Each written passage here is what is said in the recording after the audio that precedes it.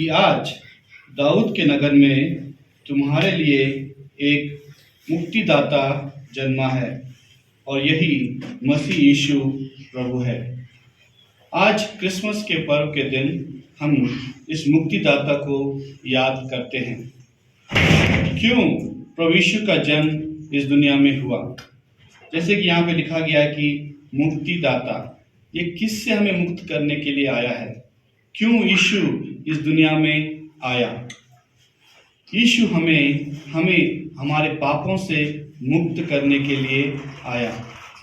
दोस्तों, बाइबल हमें बताता है कि पाप की कमाई मृत्यु है।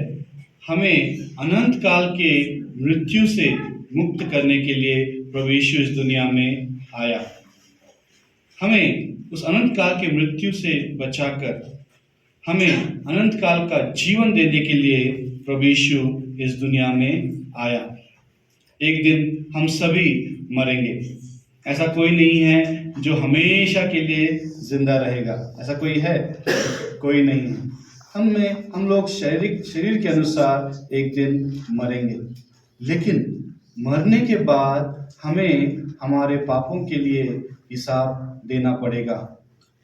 और बाइबल हमें बताता है कि पाप की कमाई मृत्यु है, जो हमें नरक की आग में दिया जाएगा। हमें उस नरक की आग से, उस अनंत काल के मृत्यु से बचाने के लिए यह मुक्तिदाता इस दुनिया में आया। दोस्तों, हमारा पैसा हमें हमारे नरक की आग से नहीं बचा सकता। हम सब ने पाप किया है और हमें अपने अपराधों के लिए प्रभु यीशु हमें अपने अपराधों से बचाने के लिए, हमारे पापों के लिए उन्होंने क्रूस के ऊपर अपना पवित्र लहू बहाकर हमारे पापों के लिए पश्चाताप किया है। प्रायश्चित बलि उन्होंने किया है और प्रभु यीशु के इस बलिदान के द्वारा हम सब, हमारे पापों से हम लोग स्वतंत्र हुए। प्रभु यीशु ने यह काम 2022 साल पहले इस कार्य को पूरा कर दिया। यूहन्ना 3:16 के अनुसार जो कोई प्रभु यीशु के ऊपर विश्वास करेगा नाश न होगा, परंतु अनंत काल का जीवन वह पाएगा।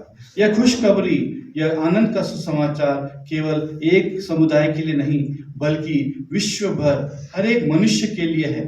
हर एक व्यक्ति के लिए यह आनंद का खुशखबरी है, क्योंकि हम सब ने पाप किया है। इस दुनिया में ऐसा कोई नहीं है जिसने पाप नहीं किया। हम सब ने पाप किया है। हमें हमारे अपराधों से बचाने के लिए, हमें अपने अपराधों से बचाकर मुक्ति देने के लिए प्रभु यीशु इस दुनिया में आया। हम प्रार्थना करेंगे। महान प्रभु, धन्यवाद देते हैं आपके अनुग्रह के लिए। आप हमें हमारे अपराधों से बचाने के लिए इस दुनिया में आए। हमारे लिए एक मुक्तिदाता जन्मा है। हम यीशु के नाम से इस पर्व को याद करते हैं। प्रभु, हम चाहते हैं कि यह छुटकारा हर एक व्यक्ति के जीवन में आए। प्रभु, हम दार्जिलिंग के लिए प्रार्थना करते हैं। दार्जिलिंग के लोगों के लिए हम प्रार्थना करते हैं। कितने परिवारों में दुख है, कितने परिवारों में अशांति है, कितने परिवारों में पाप के कारण बंधन है। प्रभु, हर एक परिवार में यह खुशखबरी, यह आनंद का सुसमाचार पहुंचे और हर एक परिवार में छुटकारा आए, हर एक परिवार में मुक्ति आए और आपका शांति, प्रभु यीशु का शांति हर एक परिवार में पहुंचे।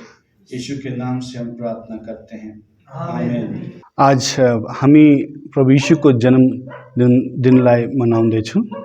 बाइबलको अनुसार यूहन्ना 3:16 लेखेको छ, प्रभु यीशु इस जगतमा हाम्रो अपराधहरूको लागि, हाम्रो पापको लागि इस जगतमा आउनुभयो। प्रभु यीशु हामी सबै मनुष्य जातिहरूको पाप आफ्नोमाथि लिएर प्रभु यीशु क्रुसमा मर्नुभयो। तर पछि क्रुसमा पापहरूलाई र मृत्युहरूलाई हराएर प्रभु यीशु तीसरो दिन फेरि जी उठ्नुभयो। यो पर्व हामी आज उस प्रभु यीशु को जन्म को कारण, जन्मले याद गर्दैछौँ। उसको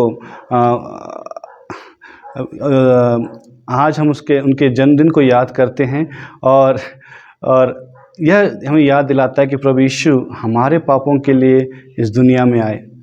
हम जब अंधकार में थे, पाप हमारे जीवन में अंधकार को लेकर आता है और पाप हमारे जीवन में बंधन को लेकर आता है। हमें उस बंधन से स्वतंत्र करने के लिए प्रभु यीशु इस दुनिया में आए। यही है क्रिसमस का अर्थ, क्योंकि हम सब ने पाप किया है और हमें एक मुक्तिदाता का ज़रूरत है। क्योंकि कोई भी इस दुनिया का कोई पैसा या साबुन हमारे पाप को नहीं धो सकता। प्रभु यीशु ने क्रूस के ऊपर हमारे पापों के लिए अपना पवित्र लहू बहाया है। प्रभु यीशु के लहू के द्वारा हम अपने पापों के प्रायश्चित हम कर सकते हैं। अपने पापों को प्रभु यीशु के लहू में हम लोग धो सकते हैं। यो जुन चाहिँ प्रभु यीशुको कुरा गर्दै हुनुहुन्छ जिजस क्राइस्ट है, उहाँको एउटा जन्म एउटा महोत्सव मनाइराख्नु भएको छ। हजुर। कुन शताब्दीमा चाहिँ उहाँको यो जन्म भएको थियो र आज चाहिँ कति चाहिँ उहाँको जन्म दिवस चाहिँ मनाइँदैछ?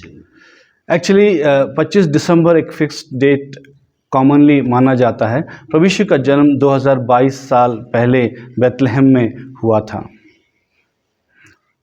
आजको दिनमा जुन मनाइँदैछ है, यो कुन कुन ख्रिस्ट समुदायमा पनि भिन्न भिन्नै एउटा मण्डलीहरू देखा परिरहेको छ। Yes. र कुन कुन मण्डलीहरूले चाहिँ यो मनाइन्छ र यो कुन कुन मण्डलीहरूले चाहिँ यो नमनाउने पनि देखा परिरहेको छ? ये खाली एक व्यक्ति के लिए या एक मंडली के लिए नहीं है। संपूर्ण क्रिश्चियन समुदाय में सभी लोग इस पर्व को मनाते हैं। प्रभु यीशु का जन्म सबके लिए है। बाइबल में लिखा है कि प्रभु यीशु एक मुक्तिदाता सब लोगों के लिए है, क्योंकि हम सब ने पाप किया है। हम सबको मुक्तिदाता का ज़रूरत है।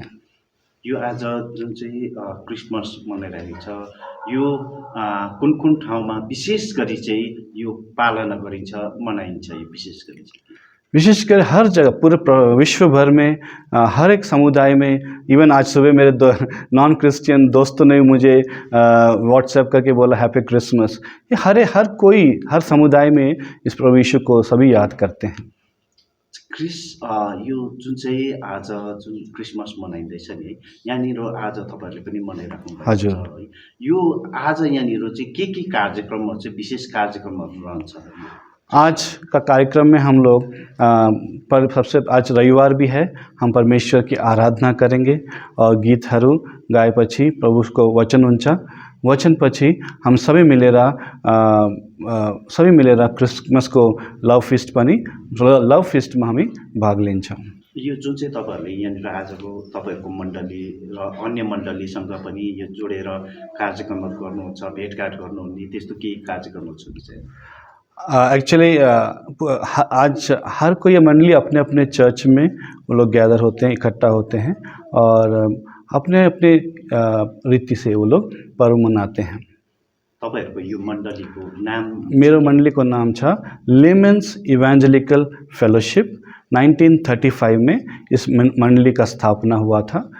हमारे मंडली के स्थापक का नाम है मिस्टर एन डैनियल। अच्छा, यो कहाँ चाहिँ ब्रान्चहरू यसको? हाम्रो मण्डलीको ब्रान्च पूरा भारतवर्षमा छ, तर बाहिर पनि हाम्रो मण्डलीको ब्रान्चहरू छ। अच्छा, जुन चाहिँ प्रभु यीशु ख्रिस्टको जुन चाहिँ अनुयायीहरू जति पनि छन् है, हजुर, उहाँहरूको पछिल्लो समय र अहिलेमा जुन विश्वासी गर्ने विश्वासीहरू कतिको देखा पर्छन्?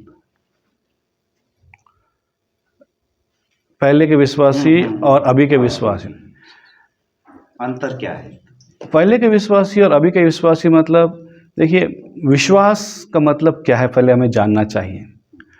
विश्वास मतलब खाली बाहरी विश्वास करना नहीं है। हमें अपने हृदय के भीतर देखना है। हमारे हृदय में यदि हमने पाप किया है तो हमें हमारे पाप का मुक्ति का ज़रूरत है।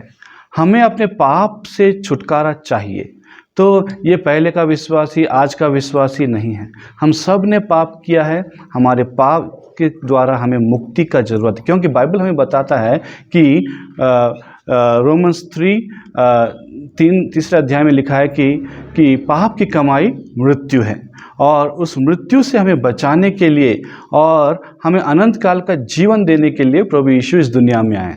तो ये पहले का विश्वासी आज का विश्वासी नहीं है। नहीं, मैले जान्नु चाहेको चाहिँ पछिल्लो समय जुन पहिलाको जुन समयमा जुन प्रकारले नन क्रिस्चियनहरूले पनि जसरी विश्वास गरेर यो प्रभु यीशु पाउनुको लागि जुन अघि आउँथे र अहिले जुन इच्छा राख्छ र पहिलाको इच्छा राख्नेमा चाहिँ के अन्तर देखा परिँदैछ? किनभने कति ठाउँहरूमा आफ्नो सम्प्रदाय आफ्नो धर्मावलम्बीहरूले पनि उत्तिकै यो तपाईँहरूको धर्मावलम्बीहरूसँग त्यतिकै युद्ध स्तरमा अगाडि आइरहेको छ, आफ्नो कार्य प्रणालीहरू देखाइरहेको छ, देखा परिरहेको छ। त्यसमा चाहिँ के अन्तर पाउनुभयो भन्ने? आप हिंदी में बताएंगे मेरे को थोड़ा सा? यस, देखिए पहले के क्रिश्चियंस में हम देखेंगे तो शायद वो लोग ज़्यादा पढ़े लिखे नहीं थे, उनको ज़्यादा एक्सपोजर नहीं था। आज के समुदाय में हम देखेंगे तो हम सब एजुकेटेड हैं, हम सब पढ़े लिखे हैं, हम पढ़ सकते हैं, हम क्या सही है क्या गलत है उसको हम जान सकते हैं। आज हमारे लिए पढ़ने के लिए बहुत सारी चीज़ें हैं, जानने के लिए भी क्योंकि अंधा ब्लाइंडली हमें विश्वास नहीं करना चाहिए, हमें जांचना है, क्योंकि बाइबल भी बताता है कि चख कर देखो कि परमेश्वर कितना भला है। जब तक हम खुद टेस्ट नहीं करेंगे ये अच्छा है, मीठा है, खट्टा है, हम नहीं बोल सकते। तो हम सबको ज्ञान है, हम अपना खुद के प्रयास से हम जान सकते हैं। जानने के बाद क्या सही है क्या गलत है उसके अनुसार हम परमेश्वर प्रभु यीशु को ग्रहण करें या ना करें वो हमारा अपना इच्छा है, किसी को भी जबरदस्ती नहीं है। जुन चाहिँ यो मण्डलीभित्रकै म कुरा अलिकति जोड्न चाहे, जुन चाहिँ मण्डलीभित्र पनि युथ विङ्सहरू पनि धेरै देखा पर्छ। यो युथ विङ्सहरूलाई चाहिँ लिएर चाहिँ के चाहिँ विशेष के कार्यक्रमहरू गरिन्छ र उहाँहरूको एउटा मनोबल बढाउनको लागि, उहाँहरूलाई प्रोत्साहन दिलाउनको लागि के चाहिँ विशेष काम? यूथ जब हम देखेंगे, यूथ का मनोबल से सबसे ज़्यादा देखिए, जब हम कोई घर बनाते हैं तो फाउंडेशन हम घर बनाने से पहले डालते हैं, घर बनाने के बाद हम फाउंडेशन नहीं डालते हैं। तो वैसे ही अपने छोटे उम्र में ही हमें सही मार्ग को चुनना है। जैसे ही, क्योंकि देखिए अब हम दार्जिलिंग में देखेंगे कितने जवान लोगों को, हम यूथ को हम जब देखते हैं एक प्रकार से वो लोग बॉन्डेज में हैं, कोई ड्रग्स में, कोई लिविंग रिलेशनशिप में, ये सब एक प्रकार का बॉन्डेज है। उस बॉन्डेज से यूथ बचना है। हमारा प्रार्थना भी यही है कि ऐसे लोग जो एडिक्शन में हैं वो लोग बाहर निकलें। तो परमेश्वर को कब जानेंगे? अगर हम जवान उम्र में परमेश्वर को जानेंगे तो हमारे बुढ़ापे में हमें दुखी होने का ज़रूरत नहीं रहेगा। जो अहिले हेरौँ भने यो अहिलेको वर्तमान जुन स्थिति छ, धेरै युवा पिँढीहरू भनेको यो पश्चिमी संस्कृतितिर झल्किरहेको छ, जुन चाहिँ नकारात्मक है कुबाटोतिर पनि अलिकति देखा परिरहेछ। जुन चाहिँ धर्म, जुनै पनि सम्प्रदायको होस्, धर्मलाई हेरौँ भने त्यति चासो नराखेको, रुचि नराखेको देखा परिरहेछ। उहाँहरूलाई लिएर चाहिँ के छ? आजकल देखा जाएगा तो यूथ को हम देखेंगे तो जैसे कि आपने कहा कि वेस्टर्न इन्फ्लुएंस बहुत है, सही कहा। क्योंकि देखिए बाइबल हमें क्या सिखाता है? पवित्र जीवन जीना। यदि आप किसी को कहोगे आप पवित्र जीवन जियो तो उनके लिए वो मुश्किल लगता है। क्यों? वो अपने हिसाब से वो चलना चाहते हैं। लेकिन हमें यह जानना है कि हमारा जो ये शरीर है ये पवित्र आत्मा का घर है। हमें यह जानना है कि बाइबल हमें बताता है कि हम जो भी करते हैं एक दिन हमें उसका हिसाब देना पड़ेगा। तो उस परमेश्वर के भय यदि हमारे अंदर नहीं है तो हम अपनी मनमर्जी जीना चाहते हैं। आजकल देखेंगे नॉट ओनली भारत में ही नहीं, बाहर भी आप देखोगे, यूथ को देखोगे वो अपना मनमर्जी करना चाहते हैं। क्यों? वो आसान है करना। यूजुअली ह्यूमन नेचर क्या है? जो आसान है वो हम करना चाहते हैं, हम केयर फ्री लाइफ जीना चाहते हैं। लेकिन हम यह भूल जाते हैं कि हमें परमेश्वर को अपने जीवन का हिसाब देना पड़ेगा। अकाउंटेबिलिटी हम उसको भूल जाते हैं। तो यूथ के लिए मेरा यह संदेश है कि हमें एक दिन अपने जीवन के लिए हिसाब देना पड़ेगा। देखिए क्रिसमस का जैसे कि मैंने पहले भी बताया था कि प्रभु यीशु हमें हमारे बंधन से स्वतंत्र करने के लिए, हमें हमारे पाप से छुड़ाने के लिए इस दुनिया में आए। हमें और बंधन में रहने का ज़रूरत नहीं है। प्रभु यीशु ने क्रूस के ऊपर हमें हमारे पाप के बंधन से स्वतंत्र करने का कार्य पूरा किया है। यूहन्ना 3:16 कहता है कि जो कोई यीशु पर विश्वास करेगा वो नाश नहीं होगा परंतु अनंत काल का जीवन पाएगा। तो हमें क्या करना है? विश्वास करना है, यीशु के पास आना है, पश्चाताप करना है, मैंने पाप किया है, मेरे अपराधों को क्षमा कीजिए करके हमें प्रायश्चित करना है।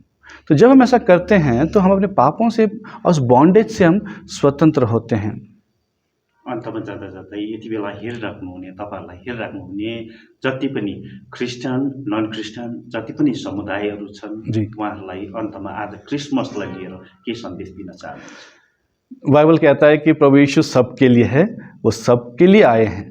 तो नॉन क्रिश्चियन, क्रिश्चियन, हर कोई मनुष्य है, फॉर ऑल ह्यूमैनिटी, हर एक मनुष्य के लिए प्रभु यीशु इस दुनिया में आए हैं। तो मैं आप सभी को प्रभु यीशु का जन्मदिन की शुभकामनाएं देता हूं और सभी को के लिए हम प्रार्थना करेंगे। दार्जिलिंग के लिए विशेष करके हम लोग प्रार्थना करते हैं।